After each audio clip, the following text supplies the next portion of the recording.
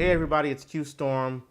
It feels like it's been so long since I've done one of these videos, but I took some time off. I was away on vacation in Hawaii, my first time visiting there, and I had a great time. I'm gonna create some home videos. I'm gonna try to spice them up, make them interesting, show you some of the shots I got with the camera mounted to the hood of my car. I'm gonna create those videos and post them up on the drive-by shooting portion of this channel. So just scroll down, you'll see that portion, and you'll hopefully see some great videos. But the bottom line is, I'm back. Wow, really? Listen, I might only have 67 subscribers, but I'm dedicated to giving those subscribers the best product I possibly can. So now, having said that, I did get a chance to sit down and watch Batman v Superman: Dawn of Justice, the extended cut.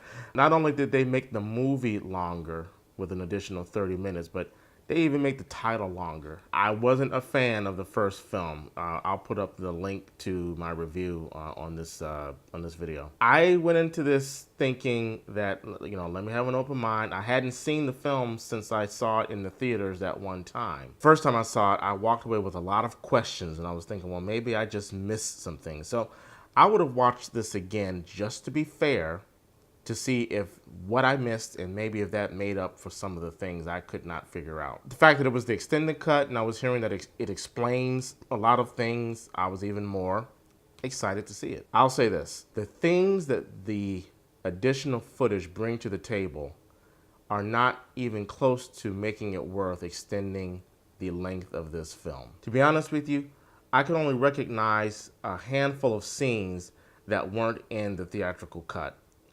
There were some scenes that, like I say, I don't remember them, but they could have been in that original cut. Like, there was one scene that did explain how Lex was able to figure out that Superman was vulnerable to kryptonite. And when we exposed General Zod to the mineral, this happened. Profound biodegradation.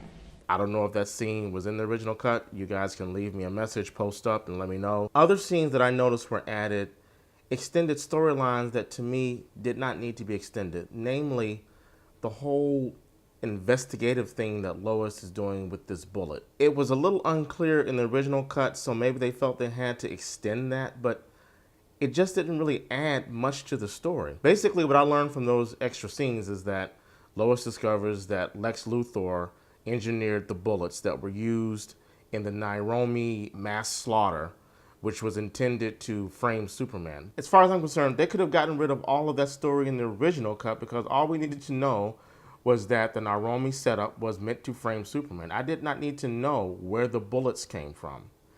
Who cares? All I needed to know was Lex was responsible for that whole setup. It seems like a lot of the scenes in this film, which were expanded upon subplots that just didn't matter. I didn't really care why Bruce was looking for the white whatever it was, which he thought was a person, but then it turned out to be a boat. I believe they extended scenes with that whole investigative enterprise. They even had Bruce in a fight club trying to track this guy down. Now, I know that was in the original cut, but it was still just as stupid. I think we got additional scenes also showing Clark Kent playing a journalist, trying to investigate or dig up stories about Batman. Once again, didn't really care. Why do I need to see more about Clark Kent trying to prove that Batman is a vigilante? Doesn't matter. But oh, by the way, can someone explain to me the consequence or the reason that I needed to see the guy that Batman branded, why I needed to see him getting shanked in prison? I must have missed something there. I don't know what that added to the plot. So again, please write me, put your comments down below. Let me know where I'm off. You know, some additional scenes that would have been nice. It would have been nice to see Clark Kent become acclimated to the Daily Planet. It would have been nice to see him build a relationship with Perry White and with the other people on the staff. That is part of the Superman mythos. And why they chose to gloss over that, why we don't get to see Clark inculcate himself into that environment, why we don't get to see Kal-El assume the mantle of Clark Kent, which is part of the fun of Superman. Where were those scenes? This film in general, as well as the theatrical cut, they just land Clark right in the middle. He's already up and running. We're just supposed to accept that when this movie starts off, he's an established journalist only because it's part of the character's 80-plus year history. We don't need to explain that because you guys already know that. I don't know if any of the scenes with Clark Kent doing his investigation into Batman, I don't know how many of those were additional scenes. I think maybe 1 or 2 of them were, but I'll tell you what, they should have cut those scenes out. As a matter of fact, well, let me just get to it. After watching this, I'm convinced Henry Cavill sucks as Superman. I don't know if it's all his fault or if it's the way the character was written, but he was horrible as Superman. He was horrible as Clark Kent. There's one time in the whole length of this film where he smiles, and that's the scene where he gets in the bathtub with Lois with all his clothes on. That's it. All throughout this film, he scowls, he frowns, he gets that little wrinkle right here. He does that as Clark Kent. He does it as Superman. It's the only expression he seems to have in this film. The Capitol blows up around him. He's engulfed in flames. The camera tracks in on him, and he is frowning.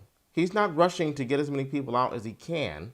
He's just standing there frowning. He saves a little girl from burning in a building in Mexico. I believe it might be Spain. He saves that girl. He brings her in slow motion, so godlike. He brings her to the masses, and they all huddle around him. Now that is the fault of the screenwriting, of the writers, to have Superman, who's supposed to be a fun character, even when he's rescuing people, he looks glum about it. And as the people are trying to touch him, he turns and looks up to the sky and is full of glumness once again. Is it too much to ask that in a movie featuring Superman, we get a scene that's light and joyous where he saves people? It's not that hard to do. The guy's wearing a blue and red costume. I know they tried to make it darker, but do you have to make the whole character dark? It's Superman. All of the graciousness that I allowed for Man of Steel, I think I gave that movie 3.5 stars, and then I put out another review knocking it down to 3 stars. I can't watch that movie anymore because this Superman, as he's portrayed in this film, is a total asshole.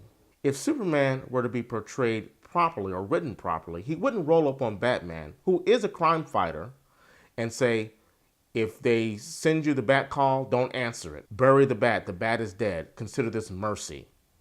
He wouldn't bully Batman like that. He wouldn't simply say, I didn't kill those people. Even though it wasn't his fault and he didn't kill them, he wouldn't just say, I didn't kill those people. Because a lot of people still died, and Superman might say, I couldn't save them. I'm so sorry I couldn't save them. Just like he felt remorse for not being able to spot that bomb in the Capitol. Let's talk about that for a second. There's an additional scene that points out that the reason Superman did not see the bomb is because it was buried in a lead case in that wheelchair.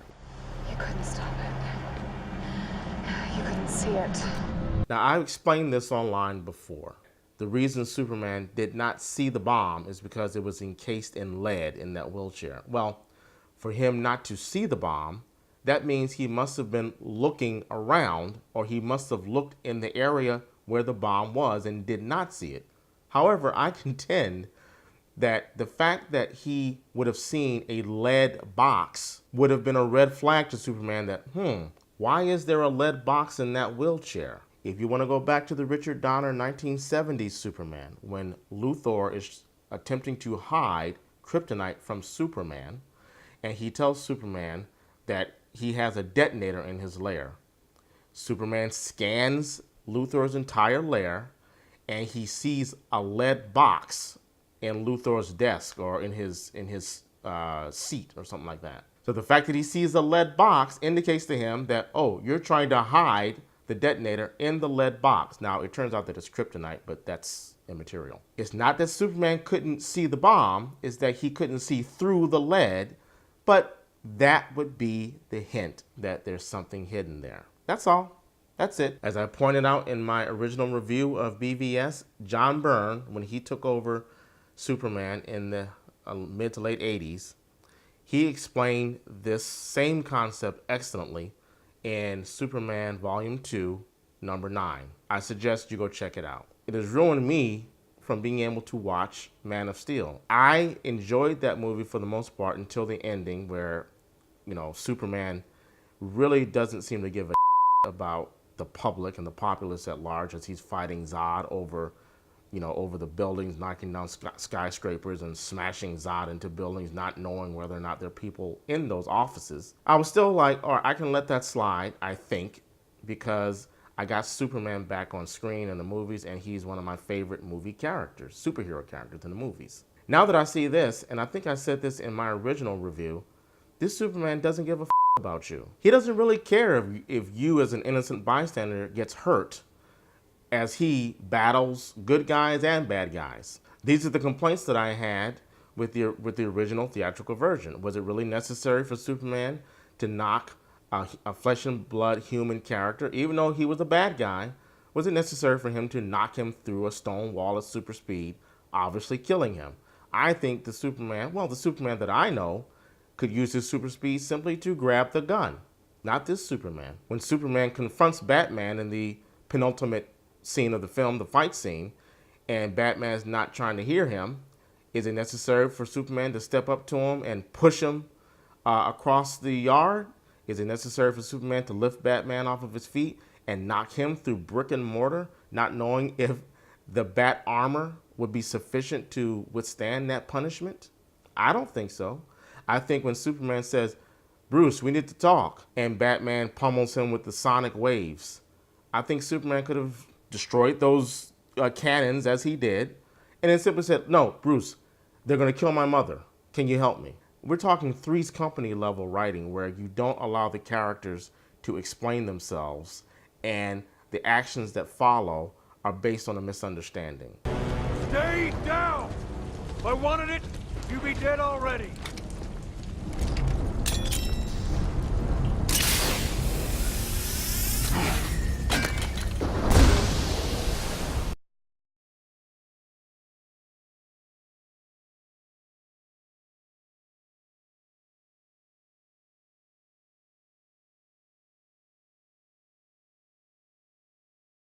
Jesus, Alfred, count the dead. Thousands of people.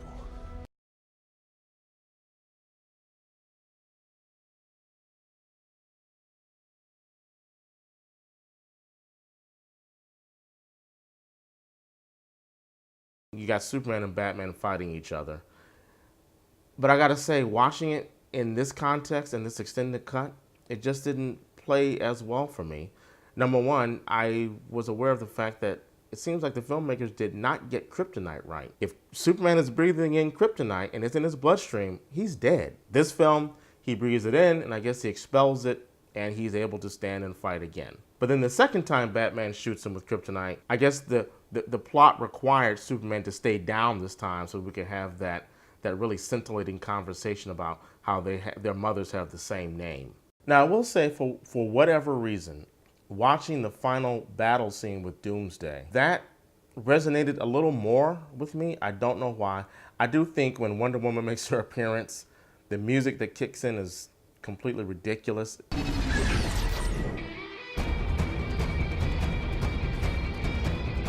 It made me laugh this time around just as much as it did when I saw it in theaters. But for what I can't put my finger on it. For whatever reason, that final battle worked a little better for me. Maybe because it was so much longer, this film, that to see the three heroes fighting, I'm like, okay, I'll take it. I'll take it this time around. Doomsday looks ridiculous. The CGI is horrible, but I'll take it. I even kind of liked Wonder Woman a little bit better this time around. Of course, this extended cut doesn't explain how stupid Superman is for wielding the kryptonite spear and attacking Doomsday, as opposed to just saying to Wonder Woman, hey, can you handle this for me?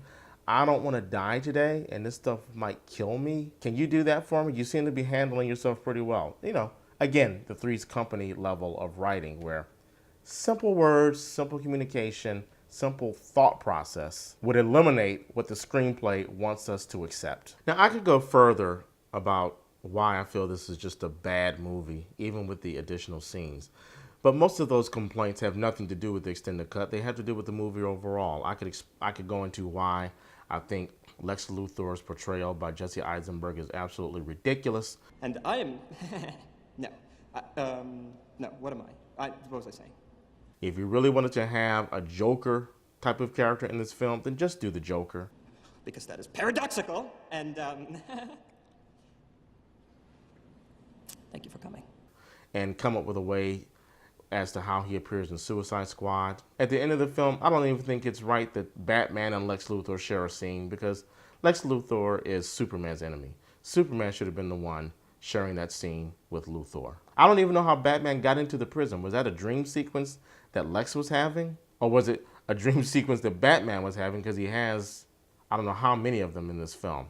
None of it made sense. So I'm not going to get into complaining once again about things I've already complained about. So let's tally up here. I got one scene that did explain to me how Luthor knew Superman was vulnerable to kryptonite. And I kind of liked the final battle scene, even though I don't know if they extended that much at all, if at all. But it worked a little better for me this time around. Outside of that, I don't see any point for this movie to be 3 hours long. As I was watching it, some specific adjectives came to mind. Dull, boring, dour, turgid, overimportant. Put it this way, before I put the movie in, I made a joke on Facebook that I just snorted a gram of cocaine to get through the movie, to stay awake. I don't know if a gram of cocaine is something that a human being could do without dying. I don't know if that's a lot or if it's too little. Fact is, I don't think there's enough drugs in the world to make me want to watch this film again. And that's the Martini. And if you like what you see, please subscribe.